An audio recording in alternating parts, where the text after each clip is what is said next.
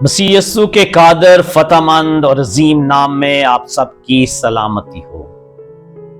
मुअज़्ज़ज़ नाज़रीन, हम मत्ती रसूल की मार्फत लिखी गए अंजील के सिलसिलावार पैगामात को सीख रहे हैं। इससे पहले वाली वीडियो में हमने मत्ती की इंजील उसके 5वें बाब की 31वीं और 32वीं आयत के ताल्लुक से सीखना शुरू किया था और हमारा मजमून था इस खस्ता हाल दुनिया में, इस टूटी फूटी दुनिया में हमें वफादारी के साथ जिंदगियां बसर करनी चाहिए।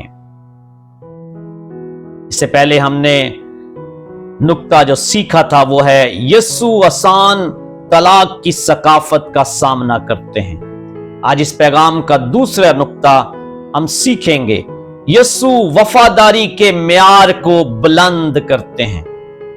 यस्सु वफादारी के म्यार को बुलंद करते हैं।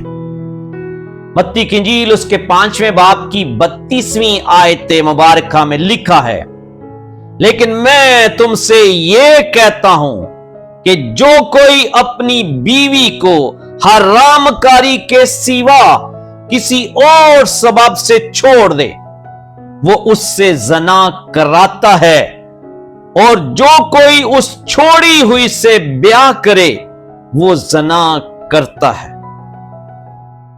मेरे अजीजों, इस नुक्ते के तहत जो पहली बात हम सीखते हैं वो है यस्सु खुदा के मंसूबे को वाजे करते हैं और बहाल करते हैं। वो सिर्फ मूसा की इजाजत को दोहरा नहीं रहे, वो वाजे करते हैं कि तलाक खुदा का मसाली मंसूबा कभी नहीं था, तलाक खुदा को कभी पसंद नहीं है। और मलाकी नबी के सहीफा में हम सीख चुके हैं कि खुदा फरमाता है मैं तलाक से बेजार हूं। वो सिर्फ एक इस्तिस्ना देते हैं जो कि जिनसी बेवफाई है। यूनानी लफ्ज पोर्निया जिसका मतलब बेवफाई है। पैदाइश की किताब उसके दूसरे बाब की 24वीं आयत में खुदा शादी का खूबसूरत मंसूबा हमारे सामने रखते हैं। वो फरमाते हैं इस वास्ते मर्द अपने मां बाप को छोड़ेगा और अपनी बीवी से मिला रहेगा और वो एक तन होंगे। यहां पर 3 बातें जरूरी हैं एक मजबूत और कामयाब अज़दवाज के लिए। मर्द अपने मां बाप को छोड़ेगा क्योंकि शादीशुदा जोड़ा एक नया यूनिट बनता है, उनको अपने फैसले करने का इख्तियार होता है।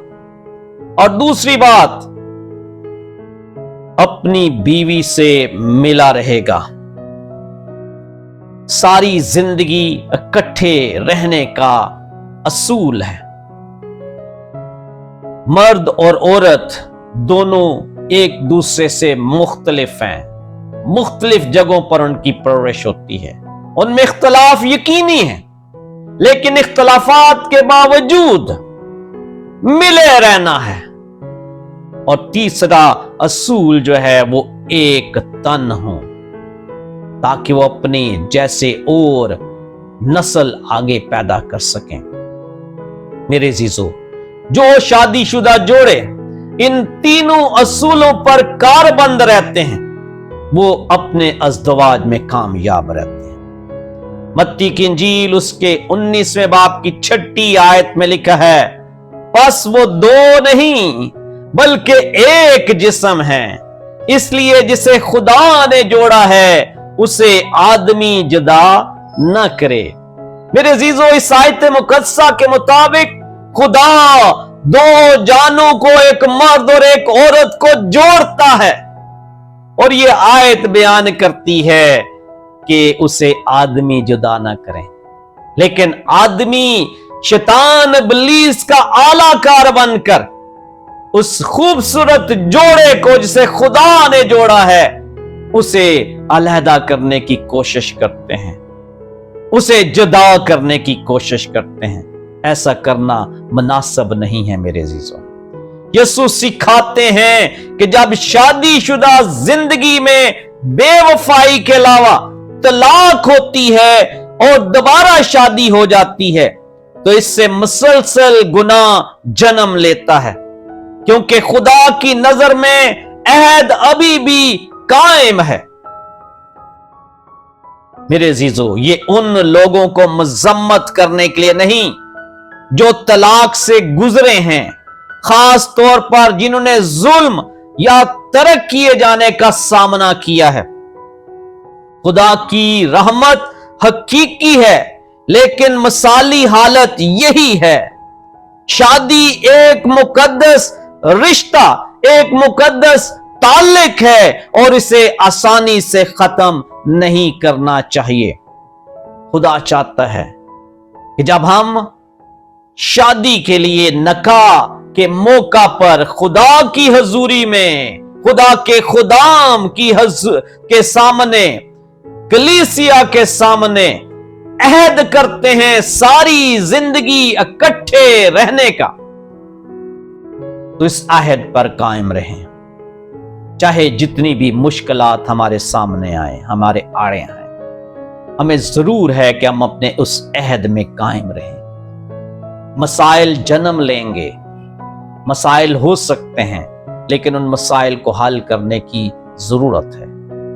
خدا چاہتا ہے کہ ہم وفاداری کے ساتھ زندگیاں بسر کریں تاکہ ہماری زندگیاں خدا کے جلال کا، خدا کے نام کی عزت اور بزرگی کا باعث اور وسیلہ بنے۔ خدا ہمیں اس کلام کے وسیلہ سے برکت بخشے اور ہمارے ازدواج بابرکت اور بار رونق رہیں۔ خداوند آپ سب کو برکت دے۔